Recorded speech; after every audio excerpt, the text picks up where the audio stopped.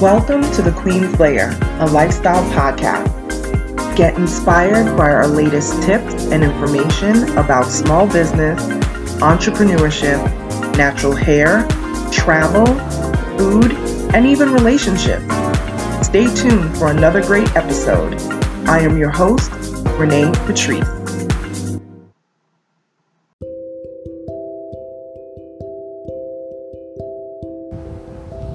Welcome back, everyone. Thank you so much for tuning into my podcast once again.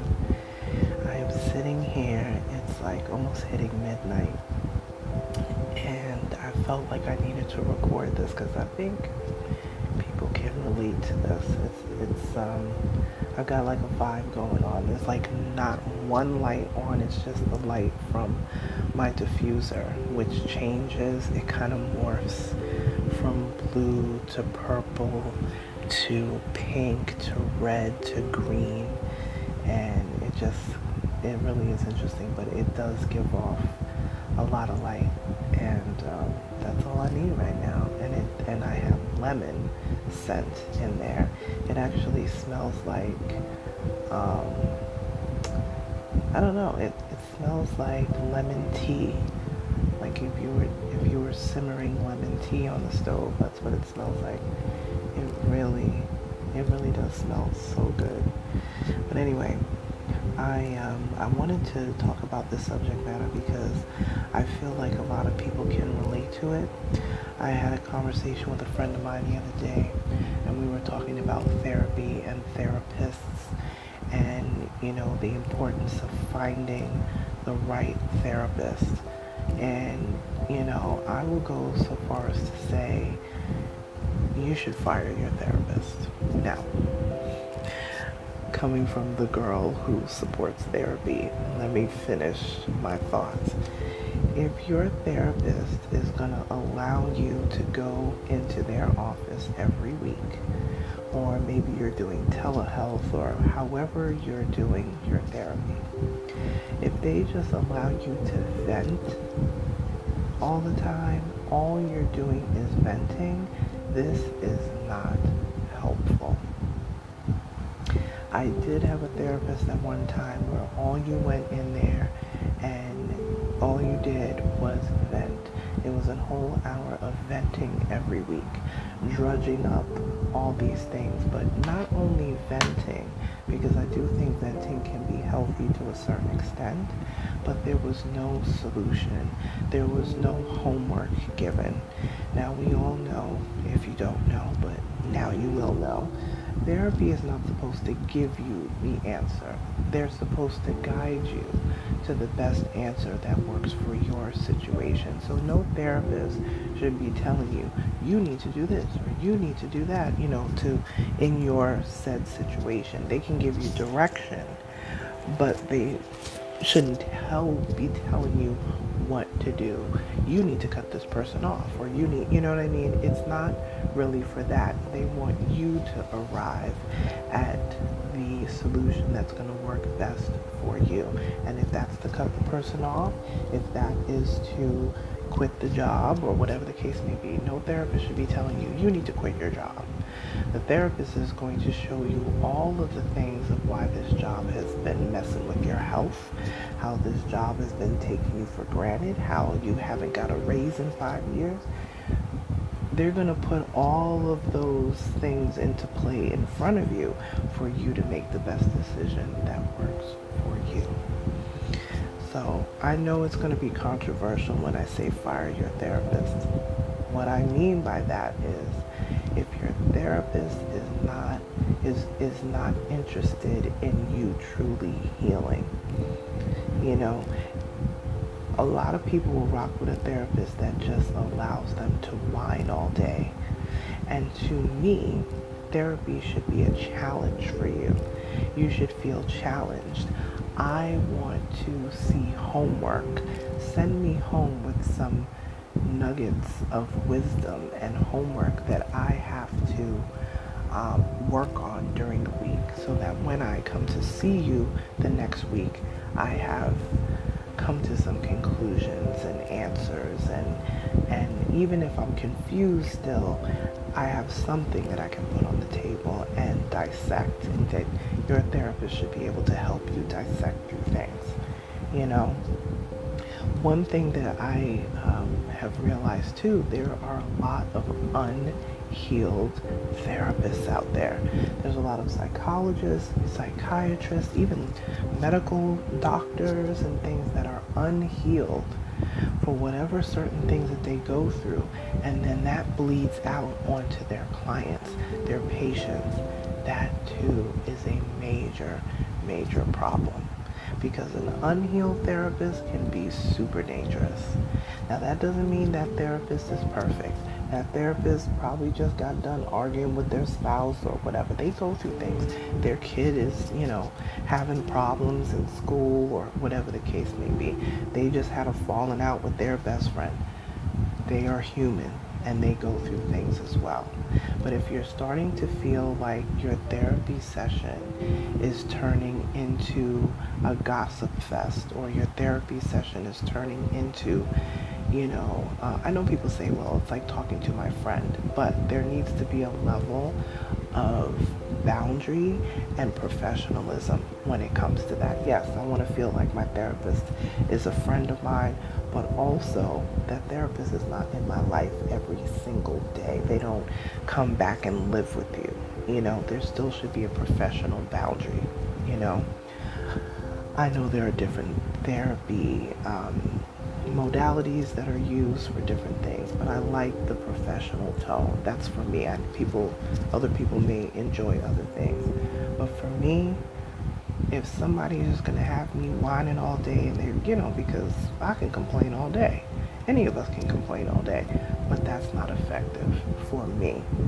And I would venture to say, based on talking to so many friends that have been to therapy, it's not useful to them either. So I would implore you that if you are going to choose therapy, do some research. Just don't pluck somebody out of the bill.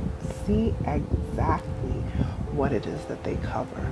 See what their expertise is and how many years they've been a therapist. How many years have they been in a specific expertise? If it's marriage counseling, if it's, relationship, if it's family dynamics, all of those things are important, right?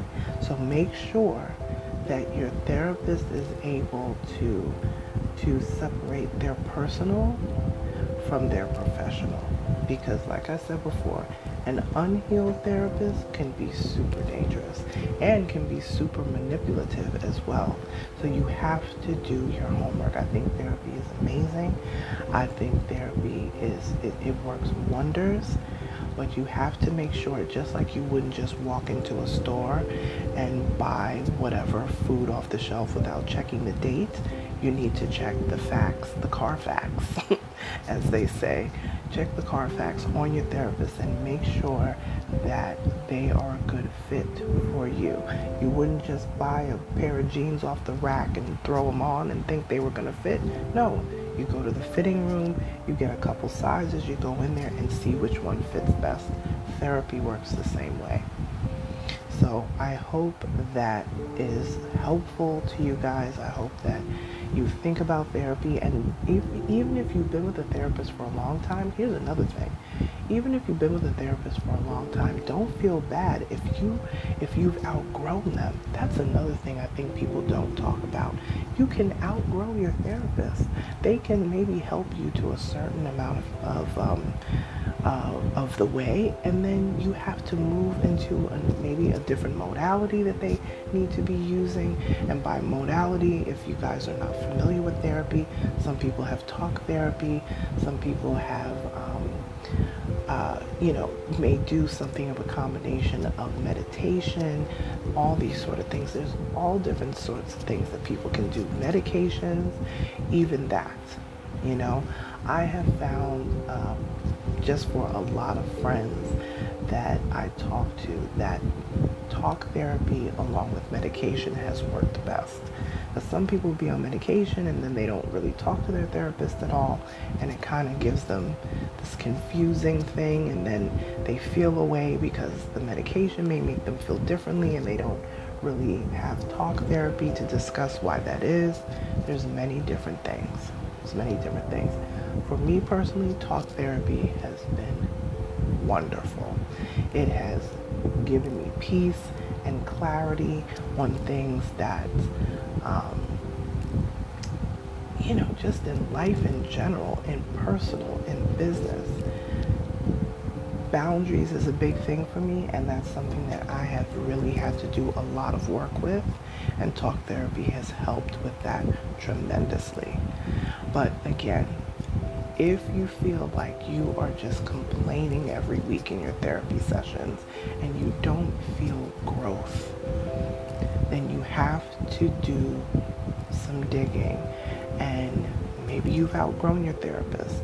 Maybe your therapist can only bring you a certain, amount of the way, and maybe you need to go into a next phase. Because that's another thing too, is that we sit and we spin in the same area because it's safe. If you're feeling, your therapist should definitely make you feel safe, but if you feel like you've been in the same space for a long time, for years, it's time for you to graduate up maybe to another level of therapy, a little bit more intense, maybe a little bit more homework, a little bit more maybe in your face kind of therapy may be the answer. But just as you would go to the store to buy food, to buy clothes, and you try it on and you look at it and you turn the produce over, make sure it doesn't have any spots on it, whatever, you need to do the same thing for your therapy. Because therapy is an amazing thing, but an unhealed therapist can be dangerous. So make sure that you do your due diligence and make sure that you have a good grasp on what it is that they're bringing to the table, because this can make or break situations that you are in. It can make or break how you look at certain decisions for things, and it's a big responsibility to have. So I love all my therapists out there. I know you guys are working hard, but the reality is they have their own lives and they go through things in their own lives. So you want to make sure that that does not bleed over into your therapy sessions.